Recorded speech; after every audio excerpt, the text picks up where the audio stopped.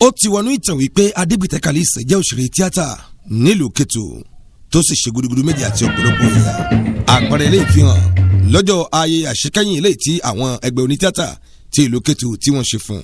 ikú ọ̀hún dùn ọ̀pọ̀lọpọ̀ àwọn ènìyàn tó péjú pésẹ̀ síbi ayẹyẹ yìí èyí tó wáyé láàyè Ọ̀bádà nílùú Ketou. gbàgede tó wà níwájú ààfin ìlú Ketou lọ́pọ̀lọpọ̀ àwọn ènìyàn ti láǹfààní láti wòran tẹ́gbẹ́ onítíátà ṣe lọ́jọ́ 17 oṣù kẹsàn-án ọdún 2022. àwọn ẹgbẹ́ onítíátà tó wà ní kálẹ̀ kò ṣeé kà tí wọ́n kópa níbi ayẹyẹ náà. lára àwọn tí wọ́n jọ ṣe wọ́n ṣàlàyé díẹ̀ nípa ẹni tí a pè ní Adégbìtẹ́ Kàlíìsì tí gbogbo èèyàn mọ̀ sí ìgbàlódé bó ṣe jẹ́ àti bí kò ẹ̀ ṣe dùn wọ́n gan. bí o bá tẹ̀ dún gbogbo èèyàn èmi ẹ̀rọ bodò yóò dùn mí torí pé ìmùlẹ̀ mi ni àjọ wà láti kékeré títí dákòókò yìí ni kó tó di pọ́ lọ́jọ́ wá gbà lọ́wọ́ mi. pẹ̀lú ìwà tí wọ́n hù pàápàá jùlọ tí wọ́n fi ìdí ìtàgé mọ́lẹ̀ ló fà á ní àfẹ́lẹ́ ìrántí wọn kí nìkan tẹ́ wọ́n ń tọrọ kí ikú wọn kó má dá ẹlẹ́yàmẹ̀yà sílẹ̀ láàrin wa. pẹ̀lú omijé ní ojú làwọn ọmọ olóògbé àti àbúrò olóògbé fi tẹ́wọ́ gba àwọ́ọ̀dù tó yẹ kí olóògbé ọ̀hún ó gbà nígbà tí ó wà láyé kó tó di pé ikú wa dá ẹ̀mí ẹ̀ légbodò.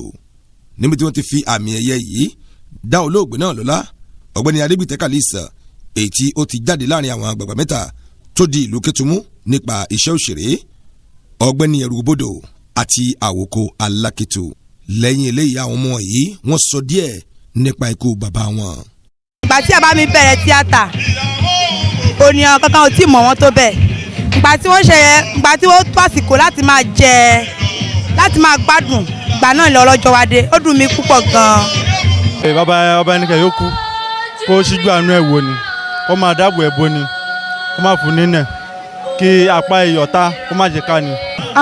mo dúpẹ́ ọlọ́run ló fu àṣẹ sí tọ́lọ́run kò bá fàṣẹ sí kò sí nǹkan tí ẹ̀dá lè ṣe ṣùgbọ́n gbogbo nǹkan tí ọlọ́run ni. àwọn tí wọ́n mójútó ètò náà láti ṣe ara wọn náà ni ọ̀gbẹ́ni Samad Adénlé tó bá ikọ̀ iléeṣẹ́ Ọ̀sọ́lọ́ TV sọ̀rọ̀ lórí bí ikú ọ̀hún bó ṣe wọ̀ lákìyèmí ara àti bí ayé ọ̀hún bó ti wáyé. tí wọ́n wà pẹ̀lú wa ń bí àti àwọn ọ̀gá àwọn. ẹ wò ó ká dúpẹ́ lọ́wọ́ Elédùmarè tó bá jẹ́ pé ìgbàlódé ti ya wèrè ni tá a ti ń lé káàkiri a ti máa tọrọ okú fún un ṣùgbọ́n ìgbàlódé wà láyé ayé ń dùn ìgbàlódé ṣe àwọn nǹkan mèremère ìgbàlódé tún kú tán nísìnyí gbogbo àwọn ayẹyẹ tá a gbèrò láti ṣe láti bí oṣù méjì tá a ti ń sáré káàkiri adúpẹ́ f'Ẹlẹ́dùmarè pé gbogbo ẹ̀ lọ bó ṣe tọ́ àti bó ṣe yẹ inú wa dùn wípé a rí ọjọ́ ìní a rí ayẹyẹ yìí ṣe. adarí ẹgbẹ́ náà ní gbogbo orílẹ̀-èdè Benin ọ̀gbẹ́ni Burúj Àyìnlá ó bá ikọ̀ iléeṣẹ́ Ọ̀sọ́lọ́ TV sọ̀rọ̀ lórí ikú àgbà òṣèré náà. ẹ jẹ́ kí a ìgbàlódé gbìyànjú òṣèré gidi ni kódà ká tó rírun ìgbàlódé àbí ká rí jìnnà kọ́lá kó tẹ̀sán fẹ́fẹ́rẹ́.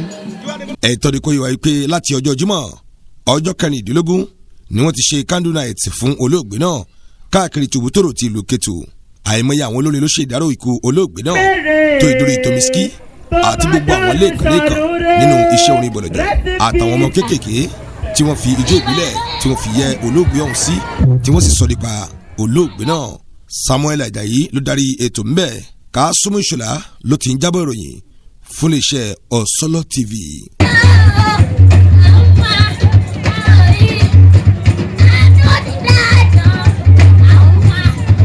Ọ̀sọ́lọ́ TV ìmọ́lẹ̀ gbogbo ọmọ ànàgó.